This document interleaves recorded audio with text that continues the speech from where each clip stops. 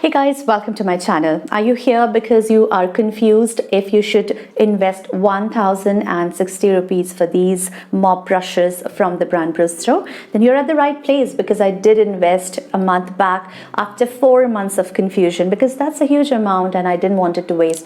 You can see I have loads, over 150 brushes altogether. But then I will share my honest opinion about these brushes with you. So let's go ahead and check out the demonstration along with an artwork using these. Let's start the video. So what kind of artist you are? Are you into a controlled way of painting like these? Or are you into vibrant paintings and more of silhouettes like these? Or do you enjoy very loose paintings like these? Or like these, which is like very, very, very loose? Or like these? Well, these are few of my artwork using this brush, which is the Brustro Mop brushes, and I'm really and thoroughly enjoying the loose washes that I can achieve with this. So about the brush, this is, in fact, let me show you one more artwork. This is a painting that I have achieved along with a normal kind of brush, or with my normal Princeton brushes, along with this mop brush for the light washes in this area. So I'll show you how to use the brush and if it is good or bad and how does it compare to our other normal brushes. So let's go ahead and check. So before everybody invest in this 1060 rupees, everybody has a confusion that what exactly is a quill or a mop brush. Is it just used to wash or to create or cover up large areas? So I did have a few brushes before I invested in this quill brush or mop brush from the brand Brustro. So before that, I did have my large brushes from my Transcend Art Brushes US, which was number 12. It does provide me a large area coverage. So I was thinking, if this does it, why should I invest in a quill? Along with that, I did have a long round Princeton brushes for my pointy edges and florals. So I was pretty happy with those as well. So I was wondering that in spite of having these different number 6, number 8, number 12, number 4 specialized brushes, why do I invest in a quill brush? And then I thought that as an artist, do I just want to stick to one kind of painting, which is like a normal intense painting, or should I also learn the way of loose paintings? And then I finally, after 4 months, got the guts to invest in these quill brushes. So let me show you a demo. So this brushes is available in size 8, like the set contains size 0, size 4, size 2 and size 8, which is 0, 2, 4 and 8. If you compare the size 0, you can see that I have a fine art brush from Pidilite brand, size 0. Do you see how the size 0 differs? A quill is a round fluffy brush and this is a pointy small headed brush. Let me show you the comparison for size 2 now. This is size 2 and this is size 4. Still, look at the difference. This is so much fluffier than this one. Let me show you number 4 in this and number 6 in my Princeton. Still, my number 6 is way smaller than the quill number 4, if you see the comparison. And ask me about this beautiful fluffy brush, number 8. Number 8 of this and number 12 of my Transcend round brush, still that is smaller than my quill number 8. You can see the difference, right? So this is fluffy, holds an insane amount of water and is beautiful. So let me make some lines for you to demonstrate what I'm talking about.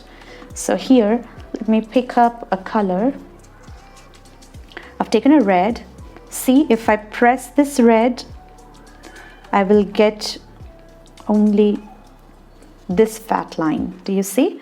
Now, if I use my quill or a mop brush, you can see how big of a patch I'll be able to cover. Do you see? Let me just fill in some more color. Do you see? This is almost triple the size of my number 12. Huge area coverage. So this is one thing about this particular brush. Second thing is how soft. So this is a true sense kolinsky sable brush, which is a natural hair brush. I don't know what hair is this. Is this squirrel or what hair? Because they haven't mentioned it in the description, but this is a natural hair, and the effect of, or the smoothness of this natural hair is crazy. I've never used any other natural hair brush, and I'm going crazy using this one. It is so soft, so beautiful. Its effect is so beautiful. It's like a velvet. It's like a silk. It's extra soft on the paper. So it glides. You don't even realize when you finish a painting. So it's like very beautiful. Now let me go ahead and make and show you a painting, which is a very loose painting. I've already shown you a landscape. So let me show you how it is helpful for making floral paintings that I haven't shared with you. So let's go ahead and use these brushes and create an amazing artwork.